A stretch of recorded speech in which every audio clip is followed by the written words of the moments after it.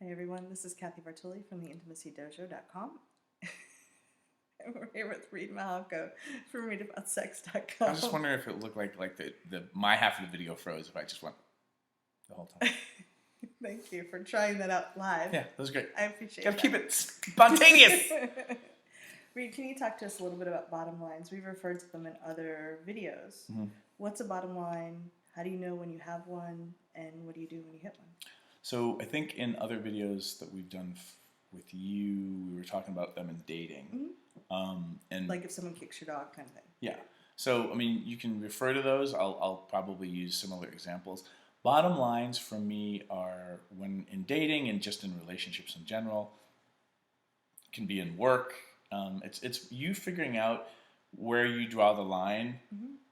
where you're actually not allowed to cross that line. A lot of people with boundaries, and Betty Martin talks about it this way really well. A lot of people put their boundaries like super close to them, like Mm-hmm. don't cross this line. And then when people cross it, it's like smack right in the face, and people get pissed. And what you want to do is you want to have your not just your bottom lines, but your boundaries in general, much further out away from you, so that if people cross it, it's not, you don't get smacked emotionally in the face. You have a little time to communicate. And you're like, hey, that's a boundary of mine that you crossed, rather than you mother. It really does help. And it creates a lot more safety. Mm-hmm. So what people who have their boundaries too close, what they end up doing is putting up these walls, mm-hmm. so that you can't smack them in the face. But if you put the fence further out, the boundary further out, it's more like a fence, mm-hmm. rather than this big brick wall. Where bottom lines are really important is your bottom line shouldn't be here, mm-hmm. because if it's too close, it's already too late. Yes. In relationships and in dating, the analogy that I use, what works really well is culturally speaking, is if you have kids and you invite somebody home, from a date, or they pick you up for a first date at your home, and your kid opens the door and they see your kid and they just kick your kid in the face. Yeah. Do you go on the date? And most people will be like, hell no. Yeah. So you're looking for that kind of very certain no. Mm-hmm. That's done. We're done.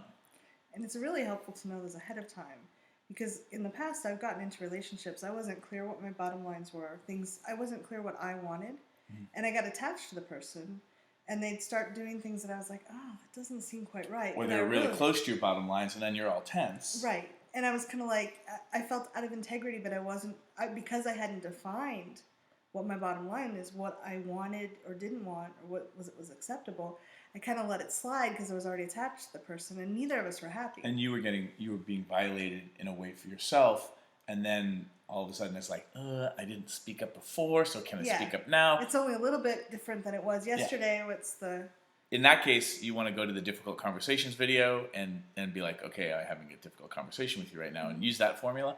But the value of figuring out what your bottom lines are is huge, even in work. Yes. Right? I've done the math. I figured out for my life to work financially, I cannot take a job that pays less than such and such. Right.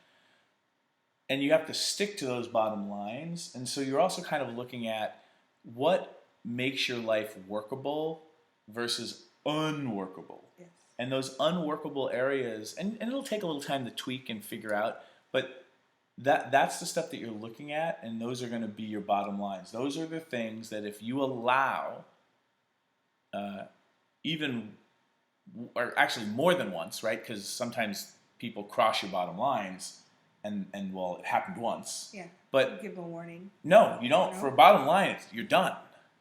The only time you give somebody a warning on a bottom line is if it was an unexpressed bottom line. Okay. And that's your responsibility, because you should have expressed it. Mm-hmm. So this is really useful in dating, because you can lay all that stuff out immediately, or by your dating profile or however you're doing it, weed people out who are already not a match. Mm-hmm. If you know you want to have kids, why are you dating at all somebody who's like, I don't want to have kids? Or vice versa. If you know you don't, don't go out with people that really want to have them. Yeah, and then the other thing with bottom lines is because we live in such a PC society now, people are very like, oh, I can't have that bottom line. Like, I don't want to have kids, but kids are nice, so maybe I can date somebody who has kids. Well, I mean, do you not want to have kids that are genetically yours, or you just don't want to have kids? Period.